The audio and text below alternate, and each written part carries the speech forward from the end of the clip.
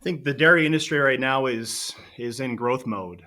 The recent investment by Great Lakes Cheese in Franklinville, they've come online as of January, adding 2 million pounds a day of capacity to the region, as well as the Fairlife plant in Webster, full capacity of 5 million pounds a day.